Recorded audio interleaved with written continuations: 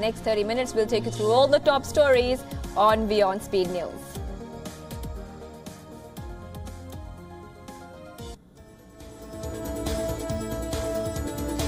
North Korea has called the South Korean government's ignorant and incompetent, denouncing US-South Korean air combat drills. Pyongyang has threatened to halt all talks with Seoul unless its demands are met. Meanwhile, American President Donald Trump has said that he is not what is happening with North Korea. He further said that for now, it looks like the meeting is on. Trump and Kim are expected to meet in Singapore on June 12th. US Special Counsel Robert Muellers' office has notified a Virginia court that it had filed a sealed, unredacted memo that is expected to shed light on the scope of the probe in the Russia meddling scandal. The filing is part of Muellers' investigation against President Donald Trump and his campaign manager, Paul Manafort. Congo has announced 11 new confirmed cases of Ebola and 2 deaths amid an outbreak. Meanwhile, the World Health Organization has convened an emergency meet to consider the international risks of an Ebola outbreak in Congo. The decision was made after Ebola case was confirmed in a city with a population of about 1 million.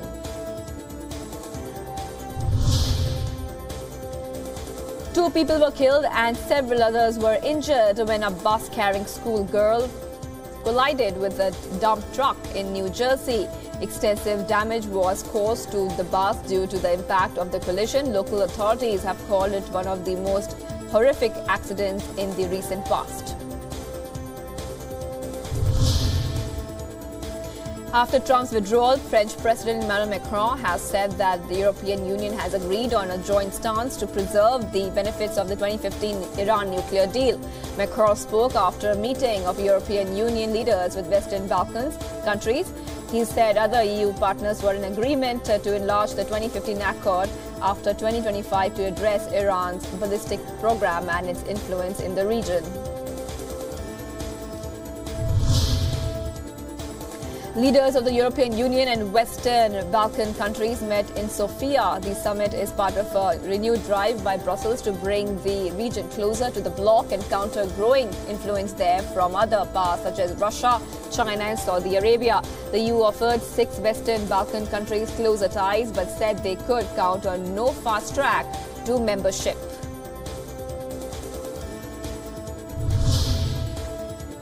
Mexico's central bank has said that a cyber attack had sucked $15.33 million in fraudulent transfers from 5 companies. The bank said that it was unclear how much thieves had managed to pull out in cash.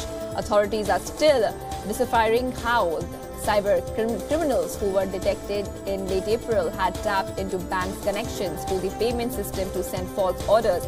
The attack on Mexican banks is similar to one of the biggest ever known cyber heists, when thieves stole $81 million from Bangladesh's central bank in 2016.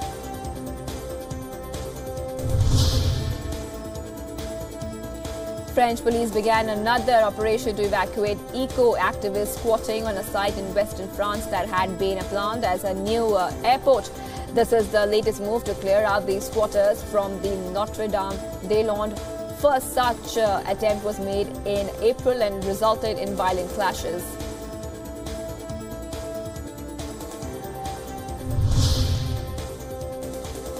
An explosive eruption in Hawaii's Kilauea volcano has sent ash 30,000 feet into the sky. Scientists have warned that this could be the first of a violent string of explosions in the crater.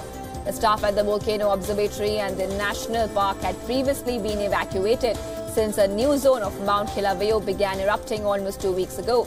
Lava has wrecked dozens of homes and forced hundreds of people to be evacuated. A red aviation code had already been issued.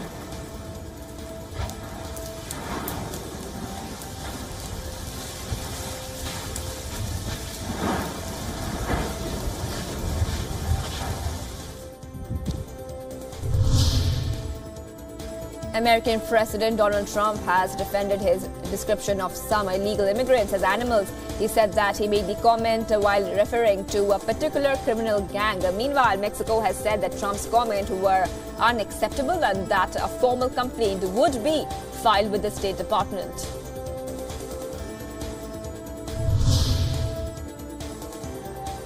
According to reports, Japan is considering tariffs on U.S. exports worth $409 million in retaliation against steel and aluminium import tariffs imposed by President Donald Trump. Such a move would signal Tokyo is ready to go beyond backdoor talks and pleas for exemptions from the U.S. duties. Japan is the only major U.S. ally that did not receive exemptions from Trump's tariff decision. An EU court has upheld a partial ban on 3 insecticides known as neonicotinoids, saying decision to restrict their use in 2013 to protect bees had been right. Neonicotinoids are among the most toxic insecticides in the market, posing a significant threat to bees. The partial ban in 2013 meant that it could not be used on maize, rapeseed and some spring cereals. However, they could still be used for crops such as sugar beet.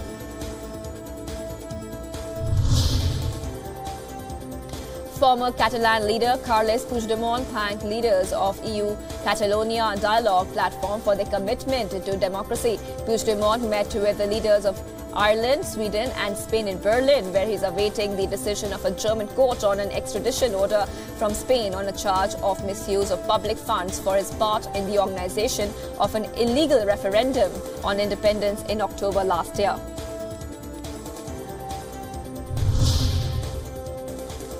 Counting is underway in Burundi after voters cast their ballots in a referendum that could extend the president's rule until 2034. The National Election Commission has 48 hours to announce the results. About 4.8 million people, just under half the population, signed up to vote for constitutional amendments that would allow the current leader to seek 2 more 7-year terms after his current one expires in 2020.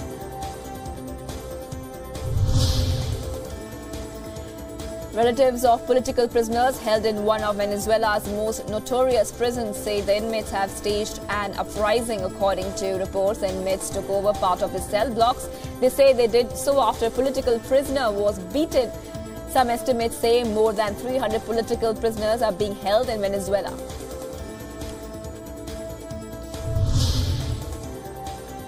Pakistan's military has killed a senior member of terror group Lashkar-e-Jhangvi in a raid in Balochistan province. 2 suicide bombers were also killed. A senior military intelligence officer was killed and 4 other soldiers wounded during the operation. Hours later, 5 suicide bombers tried to drive an ammunition and explosives-laden vehicle into a military facility in the Quetta city of retaliation to the operation. All 5 attackers were killed.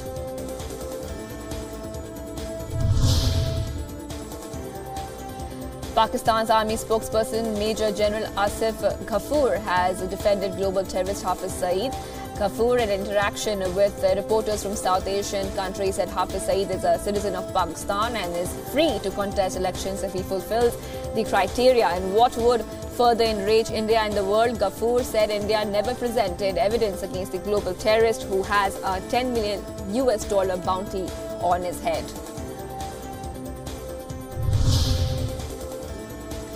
The U.S. Senate confirmed Gina Haspel's appointment. She has become the first female director of the CIA. This despite criticism centered on her ties to the spy agency's past use of waterboarding and other brutal interrogations techniques. Haspel, who is a CIA veteran, once oversaw a so-called black site in Thailand after the September 11 attacks. 6 Democrats crossed party lines to vote in her favor.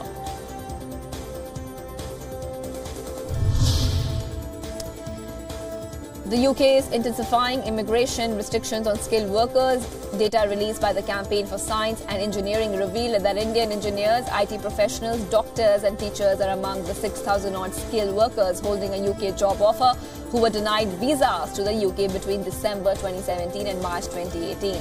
Visas were denied because the number applying exceeded the monthly limit allowed to enter the UK.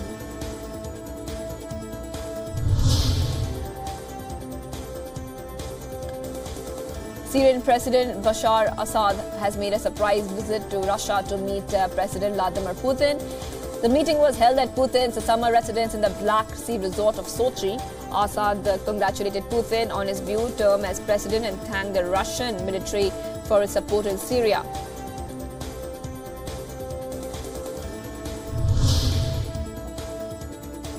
A rare tornado hit a populated area in western Germany, leaving a trail of destruction in the area west of Düsseldorf.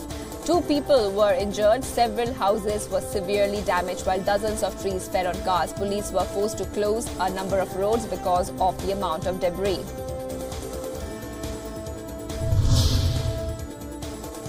A herd of wild elephants was seen eating scraps of plastics mixed with rotting food in a garbage dump in central Sri Lanka. Due to illegal dumping near wildlife sanctuaries, hundreds of Sri Lanka's wild elephants are scavenging for food and are falling ill as a result. Meanwhile, government has ordered electric fences to be erected around more than 50 dumps near elephant habitats to keep them away.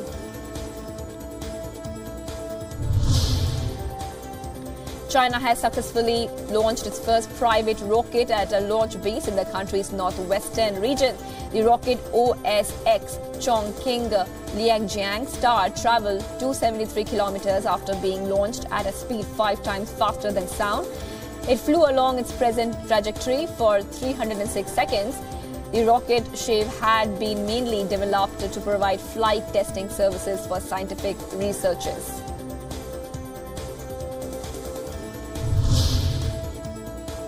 Prince Harry and Meghan Markle arrived at Windsor Castle to rehearse for their wedding.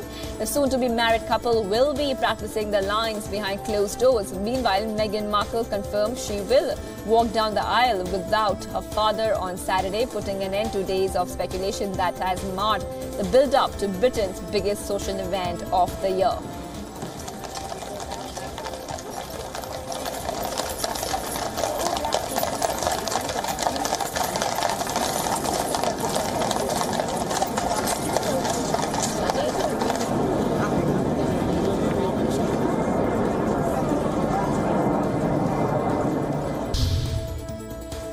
India top court will continue hearing petition by Congress and Janata Dal Secular on Karnataka government formation. Just yesterday, the apex court had asked for the letters written by Yediyurappa to the governor. Despite a midnight hearing, Supreme Court refused to put a stay on Yediyurappa's swearing-in ceremony as the Chief Minister of Karnataka. The cabinet will announce after a protest in the assembly. Meanwhile, in an attempt to prevent horse trading, the opposition parties have moved their lawmakers from Bengaluru to Hyderabad.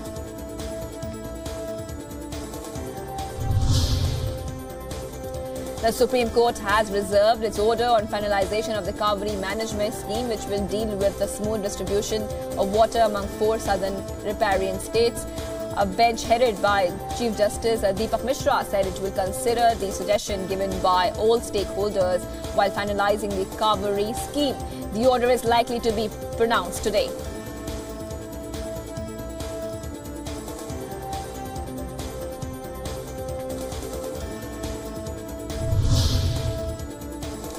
Prime Minister Narendra Modi will be going to Sochi for informal talks with Russian President Vladimir Putin on May 21st. Several one-on-one meetings between the two leaders are scheduled. Putin will also host a lunch for PM Modi, but there will be no guard of honor.